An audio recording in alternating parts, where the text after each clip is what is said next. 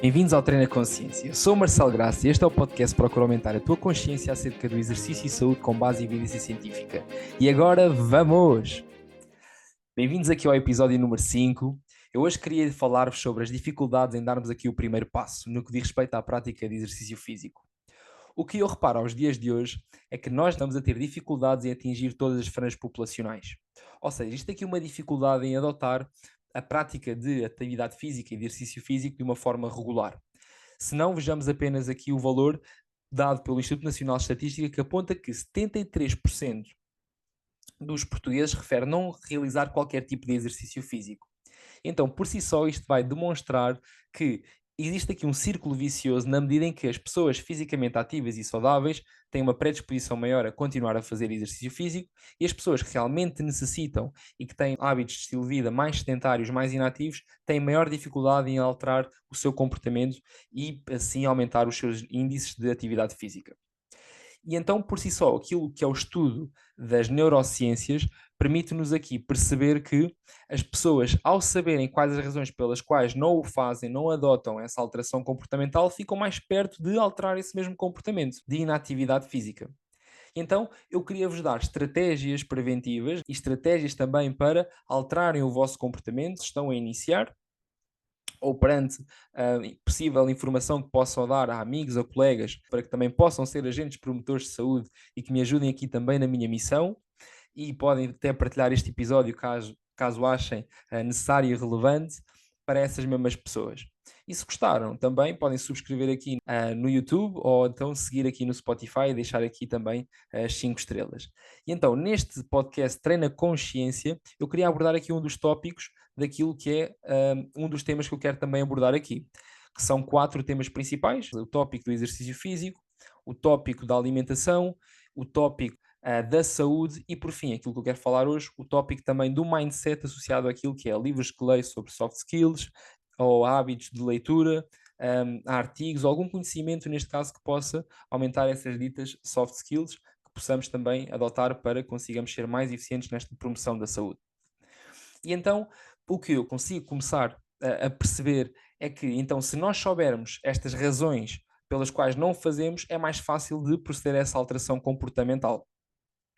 Aquilo que eu costumo dizer é que o exercício, tal como eu vos referi, há algum tempo atrás nas redes sociais, num conteúdo que acabei por fazer há algum tempo atrás, eu dizia isto, que era: o exercício físico tem tudo para dar mal. É algo que necessita de uma enorme força de vontade, causa desconforto, necessitamos de tempo e quando é interrompido, os benefícios perdem-se. E então é necessário uma enorme força de vontade.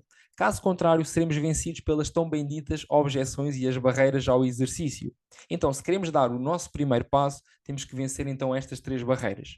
E as barreiras que eu me apercebo que mais existem no contacto que tenho com as pessoas no meu dia a dia e na minha prática profissional no estúdio, eu noto que a principal barreira objeção é a seguinte: é que as pessoas referem não ter tempo para treinar. Então reparem, as recomendações que falam atualmente dos 150 a 300 minutos de atividade física de intensidade moderada ou dos 75 a 150 minutos de atividade física de intensidade vigorosa ou uma combinação de ambas. E então, reparem, se nós não conseguimos proceder a essa alteração comportamental devido ao tempo, que é a principal objeção, eu quero-vos dar aqui um enquadramento. E nós sabemos aqui que, segundo um artigo de revisão sistemática que saiu por parte da American Heart Association, que treinos de 15 a 20 minutos, realizados 2 vezes por semana, com 8 a 10 exercícios para os principais grupos musculares, podem produzir aqui benefícios na diminuição de fatores de risco específicos e não específicos de doenças cardiovasculares, quer seja a nível da composição corporal, a nível, neste caso, do perfil lipídico, do colesterol, da hipertensão e também em fatores não específicos, como, por exemplo, o stress, o sono, a ansiedade. Então, por si só, mais vale começarmos com pouco do que começarmos com muito tempo, como referem as recomendações.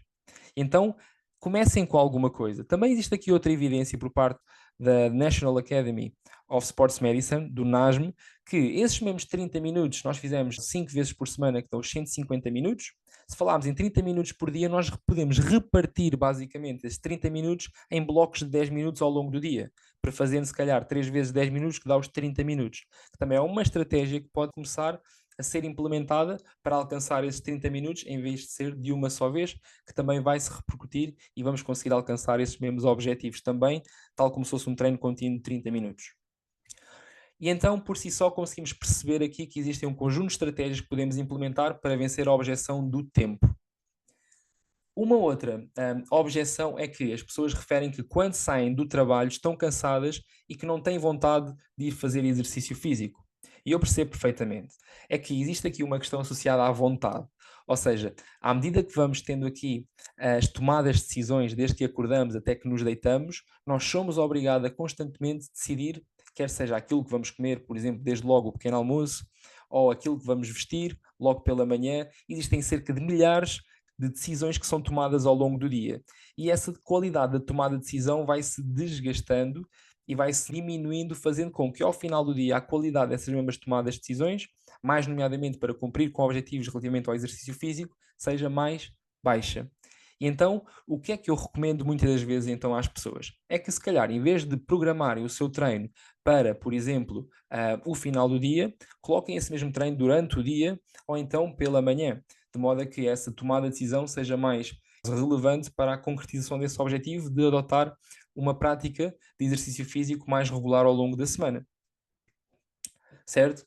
E então, por fim, nós também sabemos que uma das objeções principais que também muitas das pessoas apontam é que não querem nem pretendem sentir ou essas tais ditas dores musculares derivado dos primeiros treinos assim que começam a realizar, por exemplo, treino de força. E então, o que nós também sabemos aqui, segundo a evidência, e que também nos permite quebrar aqui esta dita objeção, é que não é necessário, pura e simplesmente, estarmos sempre a trabalhar até à fadiga, até à falha muscular. E também o que nós sabemos é que, pura e simplesmente, aquilo que vai causar essas tais ditas micro-rupturas e esse retardamento dessa dita dor muscular advém muito daquilo que é a intensidade do treino e não do levantar os pesos, mas sim de descer os pesos durante aquilo que é a fase de alongamento, a designada de fase excêntrica. Então, pura e simplesmente, as pessoas numa fase inicial podem, tal como se refere naquele artigo que disse anteriormente na revisão sistemática, todas as pessoas podem fazer numa fase inicial treino com bandas elásticas, treino neste caso com o peso corporal, com resistência, com halteres, com pesos livres ou então com máquinas. Mas se nós começarmos numa fase inicial, tendo em conta a experiência de treino de uma pessoa, pura e simplesmente com o peso corporal, evitando então o descer dessas mesmas cargas externas de forma lenta e controlada a fase excêntrica, se fizermos o trabalho com o peso do corpo, pura e simplesmente, nós também conseguimos alcançar aqui as ditas adaptações relativamente ao treino de força. E então, Schoenfeld refere que para termos benefícios a nível daquilo que é o nosso treino de força relativamente ao volume quantificado através do número de séries por grupo muscular por semana e aquilo que é a hipertrofia muscular, volume, número de séries por semana e hipertrofia muscular, nós sabemos que para termos benefícios hipertróficos, nós podemos realizar aqui entre um, 4 a 10 séries, aquilo que designa-se por volume de manutenção para manter basicamente aquilo que foi adquirido até então, mas para potenciarmos os benefícios, por exemplo, hipertróficos, nós se realizarmos mais do que 10, entramos naquilo que é o volume mínimo efetivo. Se fizermos mais de 10, mais do que 10 séries por grupo muscular, então entramos dentro dessa zona de desenvolvimento efetivo das adaptações hipertróficas, de ganhos de força e de massa muscular esquelética, por exemplo. E então ele refere ainda o seguinte, que se nós realizarmos então cada uma dessas séries, para que consigamos ter esses benefícios, nós podemos realizar entre 5 a 30 repetições máximas, ou seja, com intensidades da carga muito elevadas para 5 repetições e para intensidades da carga mais baixas para 30 repetições máximas, e no final da série nós temos que pura e simplesmente sentir, independentemente da zona onde estamos a trabalhar, se nas 5, se nas 10, nas 15, nas 20, nas 30 repetições, devemos sempre sentir, para ter esses benefícios, que no final da série daria para fazer entre 0 a 4 repetições em reserva. Ou seja, no final da série teríamos em reserva mais 0, 1, 2, 3 ou 4.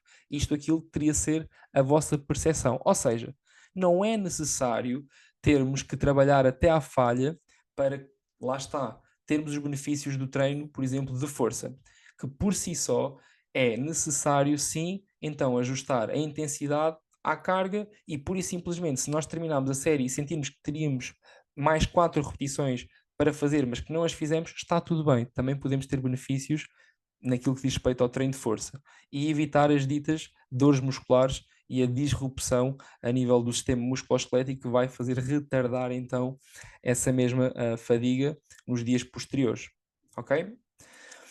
Então, o que nós também sabemos relativamente aqui à questão do nosso cérebro e daquilo que é a questão da motivação e da vontade é que não há muito tempo atrás pensava-se que o cérebro era um órgão que não se adaptava, contrariamente àquilo que é o músculo, que hipertrofia, atrofia. Então, o cérebro, à medida que foi sendo estudado, começou-se a perceber que ele também, neste caso, se adapta às adversidades e às situações do nosso dia a dia.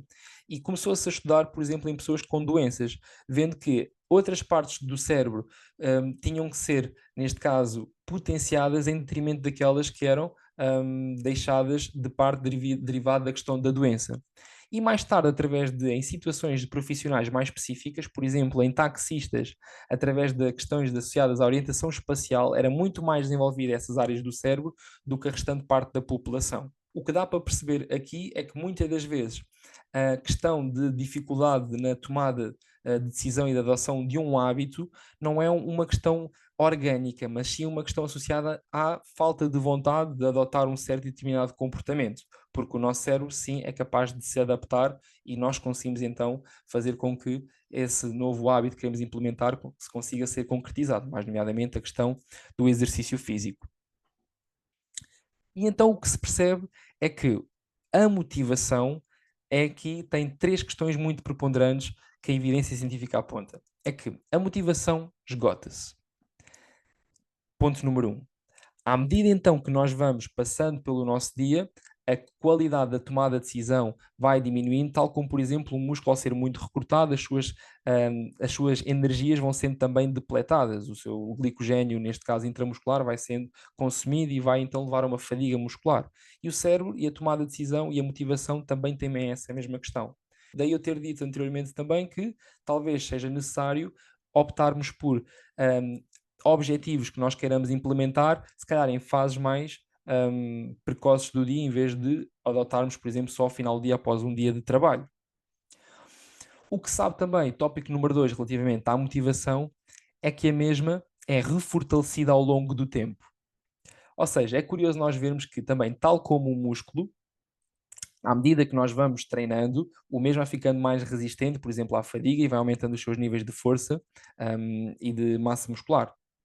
Neste caso, que a motivação é a mesma coisa. Segundo aqui um livro de Charles Duhigg, nós sabemos que qualquer hábito é constituído por três partes.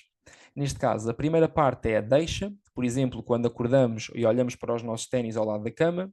Depois é a parte da rotina, que é o calçar os ténis e ir correr. E depois vem a parte da recompensa, que ajuda na criação do hábito, obviamente.